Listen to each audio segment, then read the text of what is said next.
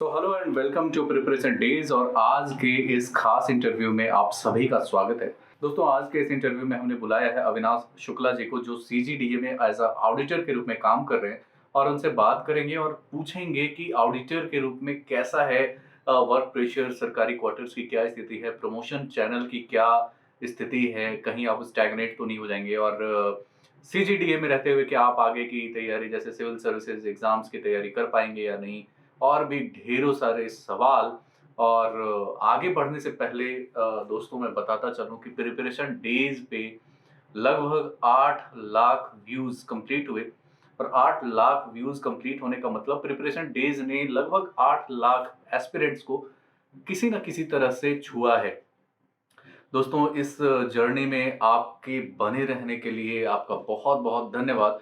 और आगे बढ़ने से पहले मैं ये भी बताता चलूं कि हमने इस वीडियो के डिस्क्रिप्शन में एक लिंक दिया हुआ है, गूगल फॉर्म, जिस फॉर्म को भरते ही आप मेरे द्वारा लिखे गए बुक, जिसमें सरकारी नौकरी के तमाम एक्सपीरियंसेस हैं, मेरे समझ से आपको अगर सरकारी नौकरी में आना है तो ज़रूर पढ़ना चाहिए। तो दोस्तों, चलिए आपका टाइम वेस्ट ना करते हुए आगे बढ़ते हैं और बात करते हैं अविनाश शुक्ला जी से।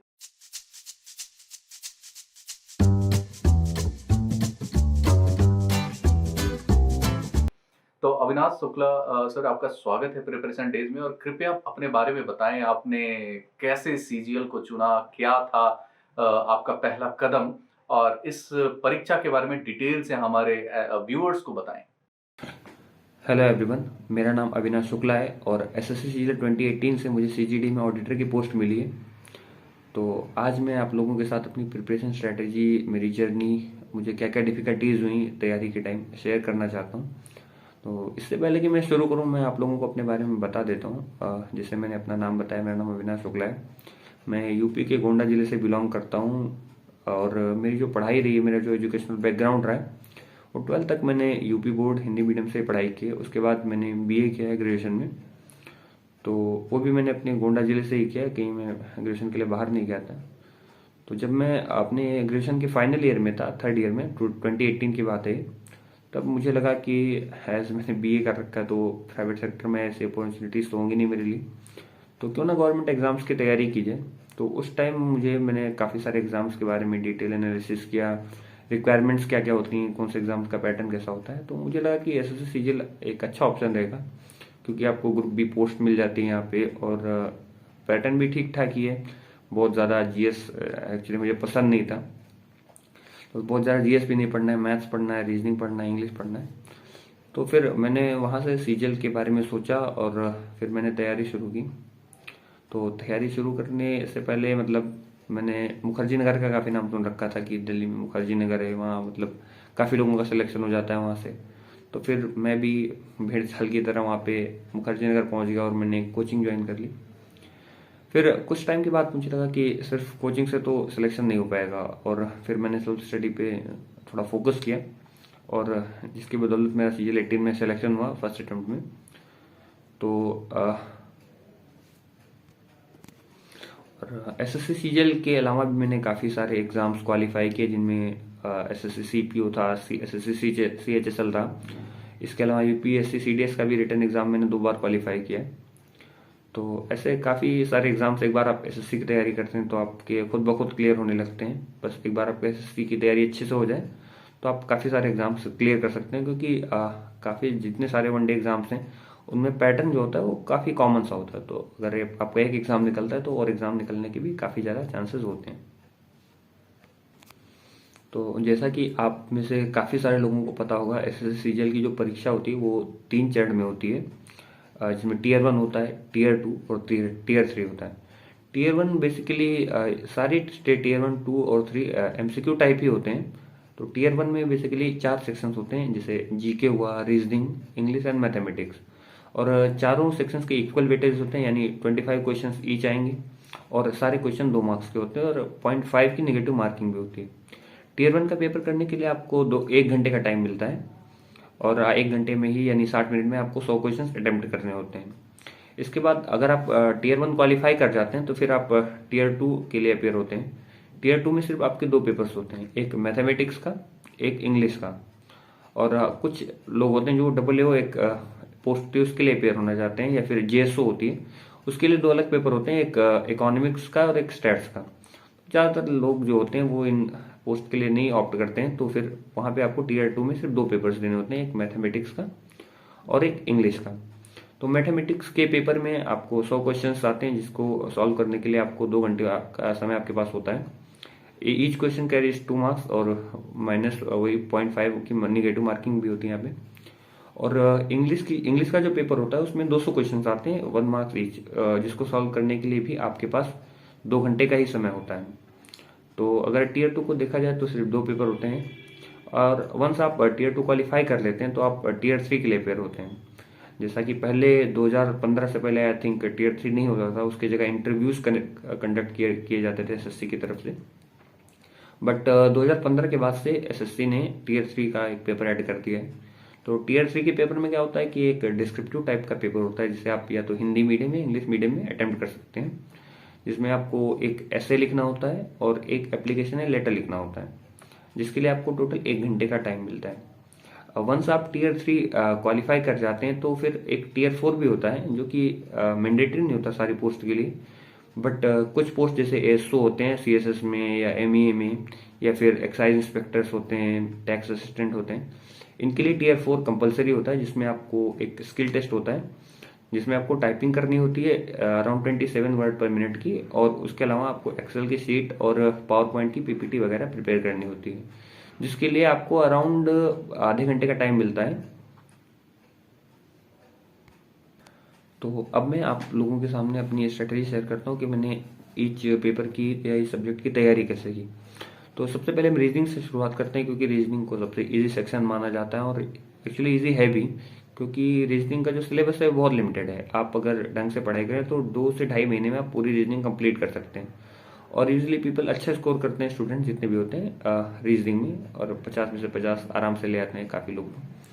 तो रीजनिंग में ऐसा आपको बहुत कुछ करना नहीं होता। मैंने क्या किया था कि एक अरिहंत की बुक आती है, अरिहंत पब्लिकेशन की, मैंने वो सॉल्व की। उसके बाद में प्रीवियस ईयर सेट लगाने लगा। तो प्रीवियस ईयर सेट लगाने से क्या होता है कि आपकी एक स्पीड गेन हो जाती है, आपको मोमेंटम मिल जाता है, और आप एग्जाम के एटमॉस्फेयर से यूज टू हो जाते हैं थोड़ा। तो फिर मैंने रीजनिंग के लिए इतना ही किया था। चलिए फिर अब GS की बात करते हैं। तो GS जैसा कि हम सबको पता है एक बहुत ही वास्ट सब्जेक्ट है, और पूरा GS कंप्लीट कर पाना किसी के लिए भी पॉसिबल नहीं है, चाहे SSC की बात करें या फिर किसी और एग्जाम की। GS को कंप्लीट करना लिटरली अगर देखा जाए तो इम्पॉसिबल सा है, बट फिर भी हम अपने एंड पे कुछ तैयारी तो कर ही सकते हैं, तो उतना हमको करनी चाहिए। मैंने GS के लिए क्या किया था कि मैंने यूट्यूब के वीडियोस, तमाम चैनल्स हैं जैसे कि स्टडी IQ हुआ, और काफ़ी सारे चैनल्स थे, तो मैंने उनको रेफ़र किया और टॉपिक वाइज स्टडी की। उसके अलावा अगर रेफरेंस की बात करें तो रेफरेंस के लिए मैंने लूसेंट की एक बुक आती है GK, जो पतली सी बुक होती है 200-250 पेजेस की, तो मैंने उसको रेफ़र किया था। तो इतने में GK पूरा कंप्लीट हो जाता है आपका। आजकल लेकिन क्या हो रहा है कि GK के साथ साथ करंट अफेयर का भी वेटेज बढ़ रहा है, तो करंट अफेयर्स के लिए भी मेरा मानना है कि आपको बहुत बल्कि मैगजीन्स वगैरह की तरफ जाने की कोई इतनी आवश्यकता नहीं है। आप अगर करंट अफेयर को प्रिपेयर करना चाहते हैं तो online sources are one of the best. तो आप उसको यूट्यूब से कर सकते हैं। यूट्यूब पे काफ़ी सारे चैनल्स हैं जो काफ़ी क्वालिटी कंटेंट प्रोवाइड करते हैं फ्री ऑफ कॉस्ट, जो वीकली मंथली कंपाइलेशन डालते रहते हैं, तो आप उन्हें रेफर कर सकते हैं, जिससे आपकी करंट अफेयर्स की तैयारी काफ़ी अच्छी हो जाएगी। तो इन दोनों सब्जेक्ट्स को कवर करने के बाद आप मैथमेटिक्स और इंग्लिश की तरफ चलते हैं, क्योंकि ये 2 कोर या जिन्हें बेस कह सकते हैं हम, ये दोनों बेस होते हैं सब्जेक्ट्स, मैथमेटिक्स एंड इंग्लिश। तो चलिए पहले मैथमेटिक्स की बात कर लेते हैं, क्योंकि मैथमेटिक्स पे लोग ज़्यादा फोकस करते हैं। काफ़ी लोगों के नंबर भी अच्छे नहीं आते जिनका अलग बैकग्राउंड रहा है, जैसे मेरा खुद आर्ट्स बैकग्राउंड रहा है, मैंने मतलब मैथमेटिक्स का मेरा इतना कोई बैकग्राउंड नहीं रहा है। तो चलिए पहले मैथ से शुरू करते हैं। तो मैथमेटिक्स में क्या जनरली 2 पोर्शंस होते हैं, एक अर्थमेटिक का होता है, एक एडवांस का। तो अर्थमेटिक क्या होती है कि कैलकुलेशन बेस्ड है, या फिर कहे कि स्पीड बेस्ड है। आपकी अगर स्पीड अच्छी है, कैलकुलेशन अच्छी है, तो अर्थमेटिक में आप अच्छा स्कोर कर लेंगे। जबकि इसके उल्टा जो एडवांस मैथ होता है वो कॉन्सेप्ट बेस्ड होता है, कॉन्सेप्ट या फॉर्मूला बेस्ड। तो अगर आपके फॉर्मूलेज अच्छे हैं, आपने फॉर्मूला अच्छे से रिवाइज कर रखा है, आपके कॉन्सेप्ट्स क्लियर हैं, तो आप एडवांस में आसानी से स्कोर कर सकते हैं।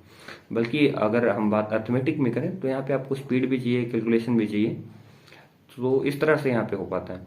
तो मैंने मैथ्स के लिए क्या किया था कि सबसे पहले किरण की एक प्रीवियस ईयर बुक आती है, तो मैंने सबसे पहले उसको सॉल्व किया था, क्योंकि मेरा मानना है कि आप सबको सॉल्व करनी चाहिए क्योंकि बहुत ही रेलेवेंट है। और जैसा कि हम लोग को पता है कि एसएससी ज़्यादातर क्वेश्चंस रिपीट ही करती है हर साल। आपको रेयरली होगा कि आपको एसएससी में नए क्वेश्चंस दिखें, तो प्रीवियस ईयर की इंपॉर्टेंस यहाँ और ज़्यादा बढ़ जाती है। तो आपको मेरा मानना है पहले प्रीवियस ईयर सारे क्वेश्चंस ही करने चाहिए और उनकी बार बार रिवीजन करना चाहिए। और वंस आपका ये पूरा हो जाता है तो आप फिर मॉक टेस्ट की तरफ स्विच कर सकते हैं। मॉक टेस्ट से क्या होता है कि आपको एग्जाम का एटमॉस्फेयर क्रिएट हो जाता है आपके सामने, तो आप उसमें प्रेशर हैंडलिंग भी सीखते हैं और क्वेश्चंस को कैसे किया जाता है, क्वेश्चंस कौन से स्किप करने चाहिए हमें, ईगो कभी क्वेश्चंस को ईगो पे नहीं लेना चाहिए, क्योंकि आप काफ़ी प्रॉब्लम्स हो जाती है वहाँ पे। आपको लगता है कि ये क्वेश्चंस मेरे ये टॉपिक तो बहुत अच्छे थे, एग्जाम में मेरे से नहीं हो रहे, प्रेशर अनड्यू प्रेशर क्रिएट हो जाता है। तो आपको ऐसा नहीं करना है वहाँ पे, तो इसीलिए आपको मॉक टेस्ट बहुत ज़रूरी है। और अगर बात करें मॉक टेस्ट से भी ज़्यादा ज़रूरी है तो उसकी एनालिसिस, क्योंकि आपके एक क्वेश्चंस गलत होंगे और अगले मॉक देंगे तो फिर आप देखेंगे कि उसी पैटर्न के क्वेश्चंस आपसे गलत हो रहे हैं। तो प्रॉपर एनालिसिस से आप इस कमी को दूर कर सकते हैं और आप जितने ज़्यादा मॉक टेस्ट देंगे आपके स्कोर्स उतने बढ़ते जाएंगे। तो मेरा मानना है कि आइडियली आपको 50-60 मॉक टेस्ट टीयर 2 मैथ्स के तो देने ही चाहिए, जिससे कि आप काफ़ी अच्छा स्कोर कर सकें। तो हाँ, मैथ्स की बात हो गई, अब हम चलते हैं इंग्लिश पे। तो इंग्लिश में जनरली जो इंग्लिश मीडियम के स्टूडेंट्स हैं उनको शायद प्रॉब्लम ना होती हो, बट एज मैं हिंदी मीडियम का स्टूडेंट रहा हूँ थ्रू आउट माई लाइफ, तो मुझे थोड़ी प्रॉब्लम होती थी इंग्लिश से। मैं उतना कंफर्टेबल नहीं होता था इंग्लिश में, फ्रेंकली स्पीकिंग उतना कंफर्टेबल नहीं हो पाता था। तो मेरे स्कोर्स जो होते थे मॉक्स में, मैं टेक्स्ट बुक के मॉक्स दिया करता था, तो अराउंड 120-130 पे स्टक हो जाते थे आगे, उससे आगे बढ़ने में थोड़ी प्रॉब्लम हो जाती थी मुझे। तो फिर मैंने क्या किया कि रीडिंग हैबिट अपने अंदर डाली थोड़ी, मैं न्यूज़पेपर पढ़ने लगा। मैं शुरू में मैंने टाइम्स ऑफ इंडिया से शुरू किया था, क्योंकि मेरे पास उस टाइम इंडियन एक्सप्रेस या फिर हिंदू अवेलेबल नहीं होता था। फिर एज मेरी प्रिपरेशन अच्छी होती गई मैंने इंडियन एक्सप्रेस पे स्विच कर दिया और फिर मैं ज़्यादा से ज़्यादा रीडिंग करने लगा।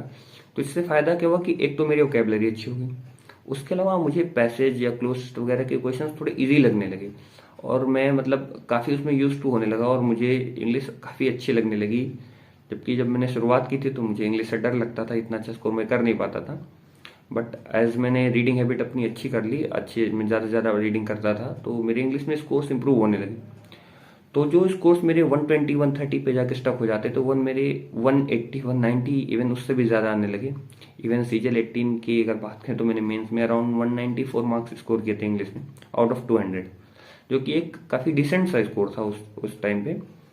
तो मेरा मानना है कि आपको ग्रामर के लिए ज़्यादा वरी नहीं करना है आपको, ग्रामर क्योंकि ग्रामर का वेटेज मेरे हिसाब से 30% ही होगा अगर मेंस के पॉइंट ऑफ व्यू से देखा जाए, और अदर जो 70% है आप उस पर पहले फोकस कीजिए। ग्रामर खुद ब खुद इम्प्रूव हो जाता है और वंस आपकी रीडिंग हैबिट अच्छी हो जाए, आपकी वोकैब्स तैयार हो जाएं, तो आप ग्रामर पे ध्यान दे सकते हैं थोड़ा। और ग्रामर के लिए मैंने क्या किया था, एक बुक आती है मिरर ऑफ कॉमन एरर्स, तो मैंने स्टडी भी उसी से की थी। उसके बाद उस बुक में क्या है कि 200-250 सेट दिए हैं करीब, आई थिंक 293 सेट्स हैं। तो आप उन सेट्स को लगाइए, क्योंकि सेट्स में क्या होता है कि क्वेश्चंस रिपीट होते जाते हैं काफ़ी, तो आपको उन क्वेश्चंस की आदत लग जाती है। तो फिर वही क्वेश्चन जब एग्जाम में आते हैं तो आप उन्हें इजीली कर लेते हैं। तो मेरा मानना है कि आप फिर सेट्स को लगाते जाइए, इससे आपकी इंग्लिश हो जाएगी। और बहुत सारे लोग पूछते हैं कि वोकैब कैसे की जाए, तो मेरा मानना है कि वोकैब आपको कोई इंस्टीट्यूट या फिर कोई कोचिंग सेंटर या कोई यूट्यूब चैनल नहीं पढ़ा सकता, क्योंकि वोकैब क्या है खुद ब खुद डेवलप होगी। तो इसके लिए आपको रीडिंग करनी पड़ेगी और आप जितनी ज़्यादा रीडिंग करेंगे तो आपकी वोकैब उतनी अच्छी होती जाएगी। और वोकैब क्या है, एक बेस है, वोकैब से आपकी रीडिंग अच्छी होगी, आपका ग्रामर भी इनडायरेक्टली अच्छा ही होता जाएगा, क्योंकि अगर आपको वर्ड्स की मीनिंग्स पता है तो फिर आप अच्छा स्कोर कर ही लेंगे उसमें। अगर वर्क प्रेशर की बात की जाए तो कितना वर्क प्रेशर होता है ऑडिटर को, एक जो सीजीडीए के रूप में काम करता है? अगर हम ऑडिटर इन सीजीडीए के वर्कलोड की बात करें तो वर्कलोड डिपेंड करता है कि आप किस सेक्शन में पोस्टेड हैं, क्योंकि वंस आप सेलेक्ट हो जाते हैं सीजीडीए ऑडिटर में तो फिर आपको सेक्शंस अलॉट कर दिए जाते हैं डिफरेंट, जैसे एडमिन सेक्शन होता है, लेजर होता है, सीसी होता है, ऐसे तमाम सारे सेक्शंस होते हैं जिनके सबके सारे सेक्शंस के अलग अलग अपने काम डिवाइडेड होते हैं। तो वंस आपको एक सेक्शन अलॉट हो जाता है तो आपके काम उसके अकॉर्डिंग होते हैं। तो कुछ सेक्शन थोड़े हैवी काम वाले होते हैं जिनमें थोड़ा आपको ज़्यादा काम करना पड़ता है, बाकी कुछ सेक्शंस ऐसे होते हैं जिनमें आपको काम ना के बराबर होता है। तो फिर आपको जैसे सेक्शन मिलेगा उस पर डिपेंड करेगा। लेकिन अगर ओवरऑल देखा जाए तो आप किसी भी सेक्शन में हो, आप अगर 3 से 4 घंटे से ज़्यादा का काम नहीं होता है, तो आप अगर कोई फ्यूचर में एग्जाम्स की तैयारी करना चाह रहे हैं या फिर कर रहे हैं किसी सिविल सर्विसेज की या स्टेट पीसीएस वगैरह की, तो आप आराम से यहाँ रहते हुए तैयारी कर सकते हैं। इसमें आपको कोई भी इशू इसके रिगार्डिंग नहीं आता है। तो ऐसे लोगों के लिए जो कोई एग्जाम तैयारी करना चाहते हैं तो वो इस पोस्ट को प्रेफर कर सकते हैं, उनके लिए बेस्ट पोस्ट होगी मेरे हिसाब से अगर देखा जाए तो। सर, ऑफिस टाइमिंग की बात की जाए तो ऑफिस टाइमिंग्स क्या है सीजीडीए में, और इसके बारे में हमारे व्यूअर्स को बताइए। अदर जॉब्स की तरह ये भी 9 to 5 वाली जॉब है। मतलब 9:30 से 6 तक ऑफिस टाइमिंग इसको दी जनरली होती है। लोग 10 बजे तक आते हैं, 5:30 निकल जाते हैं, तो ऐसा वर्कलोड इतना रहता नहीं, तो ज़्यादा कोई केयर भी नहीं करता इतना। प्रमोशन चैनल की बात की जाए, बहुत सारे डिपार्टमेंट हैं जहाँ की स्टैग्नेशन बहुत ज़्यादा है, तो सीजीडीए में क्या स्थिति है प्रमोशन की, हमारे व्यूअर्स को जरूर बताएं। ये सीजीडीए डिपार्टमेंट अपने आप में वन ऑफ द बेस्ट है, क्योंकि आपको अगर आप यहाँ एज एन ऑडिटर ज्वाइन करते हैं, तो अगर आप एक एसएस नाम का एग्जाम होता है उसको आप क्लियर कर लेते हैं, तो फिर आपको करीब 4 से 5 प्रमोशन तो जनरली मिल जाते हैं। तो ऑडिटर से अगला जो प्रमोशन होता है, अगर आप एसएस क्लियर करते हैं तो फिर आप डबल ओ बनते हैं, जो ग्रुप बी पोस्ट है गस्टेड लेवल 8 की है 4800 ग्रेड पे के साथ। और वंस आप डबल ओ बन जाते हैं तो 4 साल में ऑटोमेटिकली आपको 4800 ग्रेड पे से 5400 में स्विच कर दिया जाता है, अपग्रेड कर दिया जाता है। उसके लिए आपको कोई एग्जाम नहीं पास करना है, ऑटोमेटिक आपको कर दिया जाएगा। और वंस आप डबल ओ बन जाते हैं उसके अराउंड 12 से 15 साल लग जाते हैं, अगर आप जनरल कैंडिडेट हैं तो आपको एओ बना दिया जाता है, जो ऑडिट ऑफिसर था, ग्रुप ए पोस्ट होती है। उसके बाद एओ से सीनियर एओ बना दिया जाता है आपको, और सीनियर एओ से आपका प्रमोशन एसीडीए में होता है, एसीडीए के बाद डीसीडीए।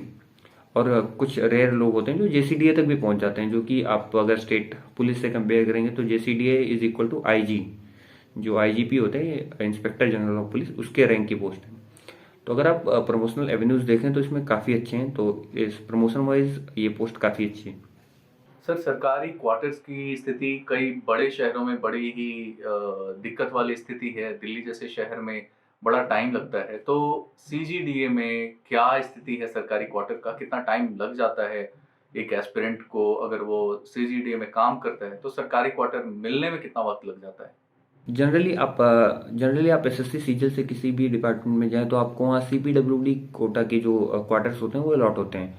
बट सीजीडी में ऐसा नहीं है, यहाँ पे आपको सीपीडब्ल्यूडी के तो क्वार्टर्स मिल ही सकते हैं। इसके अलावा आपके पास एक स्पेशल ऑप्शन होता है डिफेंस पूल कोटा का, जिसके क्वार्टर्स आपको मिल जाएंगे, क्योंकि सीपीडब्ल्यूडी में जनरली क्या होता है कि वेटिंग लिस्ट होती है, चलती रहती है, तो वहाँ पे इजिली क्वार्टर्स अवेलेबल नहीं होते हैं। जैसे बड़ी सिटीज़ में तो बिल्कुल नहीं मिल पाते, 15-15 साल की वेटिंग लिस्ट होती है। बट यहाँ पे ऐसा नहीं है। आप डिफेंस पूल कोटा की क्वार्टर्स की बात करें, स्पेशली मैं लखनऊ स्टेशन की बात करूँगा क्योंकि मैं ये भी पोस्टेड हूँ इस टाइम, तो फिर यहाँ आपको 2 से 3 महीने में इजीली आपको क्वार्टर्स मिल जाते हैं। मेरे साथ के काफ़ी लोग थे जिन्होंने ज्वाइन किया था मेरे साथ, उनको क्वार्टर्स मिल चुके हैं। और जो क्वार्टर का इंटाइटलमेंट होता है वो जो इंस्पेक्टर्स को अलॉट होते हैं वही क्वार्टर्स आपको भी अलॉट होते हैं यहाँ पे, जो 2 BHK होता है। तो क्वार्टर्स के रिगार्डिंग तो कोई समस्या इस डिपार्टमेंट में है ही नहीं, क्योंकि आपके पास एक अलग ऑप्शन है क्वार्टर लेने का, तो इस रिगार्डिंग तो ये ठीक ही है। अगर इनिशियल सैलरी की बात की जाए तो सीजीडीए में कितनी इनिशियल सैलरी एक्सपेक्ट की जा सकती है, अगर एचआरए को इंक्लूड कर लें तो? अगर सैलरी के बारे में डिस्कस करें तो आप जैसा कि पता ही होगा आप लोगों को कि ये लेवल 5 की पोस्ट है, यानी 2800 ग्रेड पे होता है, इसका बेसिक पे 29,200 होता है। तो एज ऑफ नाउ डीए जो 31% है, इसके हिसाब से देखा जाए तो आपकी सैलरी अराउंड ग्रॉस 54,000 के अराउंड बन जाती है, एनपीएस इंक्लूड करके। तो सैलरी काफ़ी डिसेंट है, जैसे कि डीए बढ़ने के बाद तो काफ़ी अच्छी हो गई। इसके अलावा जो हर डिपार्टमेंट्स में आपको मिलते हैं, लाइक 3% का इंक्रीमेंट होता है हर साल ईयरली, वो तो आपको यहाँ भी मिलेगा। ये सवाल स्पेशली एबल्ड कैटेगरी की तरफ से मेरे से बार बार रिकमेंड करवाया जाता है कि क्या फैसिलिटीज़ हैं अगर कोई स्पेशली एबल्ड कैटेगरी का कैंडिडेट इसे ज्वाइन करता है, तो इस डिपार्टमेंट में क्या उसके लिए फैसिलिटीज़ हैं, क्या आसान है, कितना मुश्किल है ये जॉब एक स्पेशली एबल्ड कैटेगरी के पर्सन के लिए? जैसा कि मैंने पहले ही बताया कि यहाँ पे काफ़ी सारे सेक्शंस होते हैं और डिफरेंट वर्कलोड होता है। तो अगर कोई स्पेशली चैलेंज्ड कैंडिडेट है तो उसके लिए तो फिर ये यहाँ पे और भी अच्छा है, क्योंकि उसको नॉर्मली क्या होता है कि जो लेस वर्कलोड वाला सेक्शन है वो अलॉट कर दिया जाता है, तो फिर उसको ऐसा कोई ज़्यादा प्रॉब्लम नहीं आती है। हर डिपार्टमेंट का अपना अपना एक पर्क है, अपनी अपनी एक सुविधा होती है, खास सुविधा। सीजीडीए में ऐसा क्या खास है जिससे कि लोग या हमारे एस्पिरेंट्स सीजीडीए को ही क्यों चुने? आपके समझ से क्या पर्क है सीजीडीए का? हाँ, अगर पर्क्स एंड प्रिविलेजेस की बात करें तो हर डिपार्टमेंट का अपना एक चार्म होता है। यहाँ भी है, यहाँ आपको एक सीएसडी कार्ड की फैसिलिटी मिलती है, जिससे कि आप ग्रोसरीज हुआ, इलेक्ट्रॉनिक्स हुआ या व्हीकल्स हुआ, ये काफ़ी कम रेट में मार्केट से खरीद सकते हैं। नॉर्मली ग्रोसरीज या इलेक्ट्रॉनिक्स पे अराउंड 40 to 50% तक का डिस्काउंट मिल जाता है आपको। और इसके अलावा आप व्हीकल्स भी देखें तो 18-20% का मार्जिन मिल जाता है आपको टू व्हीलर्स पे, जो कि अपने आप में काफ़ी बड़ा अमाउंट हो जाता है। तो इस हिसाब से ये पोस्ट एक स्पेशल पोस्ट है, क्योंकि आप सीजीएल से और कोई पोस्ट ज्वाइन कर लीजिए, वहाँ पे आपको ये फैसिलिटी नहीं मिलने वाली है। तो ये ऑडिटर का या फिर कह लीजिए मिनिस्ट्री ऑफ डिफेंस का अपना एक अलग चार्म है। तो मैं मानता हूँ कि एक स्पेशल प्रिविलेज है। सर, सीजीएल के किसी एस्पिरेंट को क्या आपका एक्सपीरियंस कहता है कि क्या प्रीफर करना चाहिए सीजीडीए को? आप क्या सोचते हैं इस बारे में? वो ज़रूर बताइए।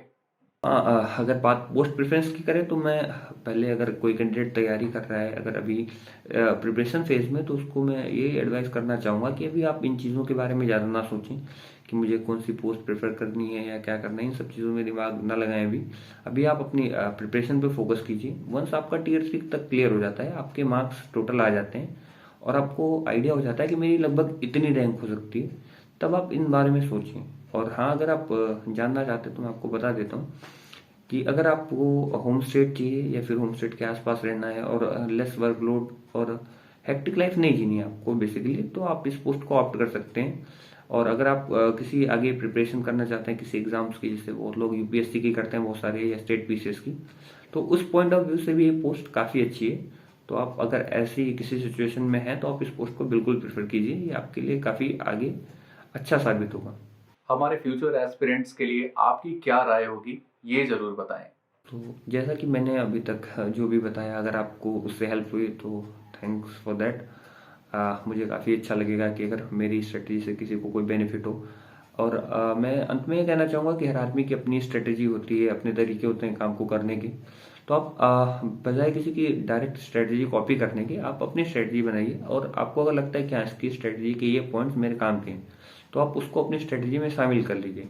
बाकी मैं ये सजेस्ट करूंगा कि किसी भी टॉपर हो या कोई एवरेज स्कोर वाला हो या किसी ने जिसने भी एग्जाम क्लियर कर रखा है, आप उसकी स्ट्रेटेजी को फुल प्रूफ ना मानिए और उसको रेफरेंस लेते हुए आप अपनी स्ट्रेटजी कीजिए, डिज़ाइन कीजिए। ताकि स्ट्रेटजी से क्या होता है कि अगर आप प्रीवियस फेलियर या प्रीवियस कोई सिलेक्टेड कैंडिडेट है उसकी स्ट्रेटजी जानते हैं, तो आपको कुछ चीज़ें पता हो जाती हैं, जैसे जो गलतियाँ उसने की वो आपको रिपीट नहीं करनी, जिससे आपका काफ़ी टाइम बच जाता है और आपके सिलेक्शन होने के चांसेस काफ़ी बढ़ जाते हैं। तो मैं अंत में ये एडवाइस देना चाहूँगा कि आप अपनी स्ट्रेटजी बनाइए। तो thank you all, thank you sir. तो अविनाश सर, आपने हमारे व्यूअर्स को अपने एक्सपीरियंस से बहुत ही फ़ायदा पहुंचाया है और ऐसा मेरा मानना है कि जो भी हमारे सीजीएल की तैयारी करने वाले व्यूअर्स हैं, ये जो इंटरव्यू है, जो एक्सपीरियंस है, ये इनको डीपली मोटिवेट करेगा, आगे बढ़ाएगा और आगे रास्ता भी दिखाएगा। तो आपका बहुत-बहुत धन्यवाद प्रिपरेशन डेज़ के साथ जुड़ने के लिए। और दोस्तों, धन्यवाद, आप अंत तक बने रहें। लाइक, शेयर, सब्सक्राइब करना ना भूलें। Take care, bye bye.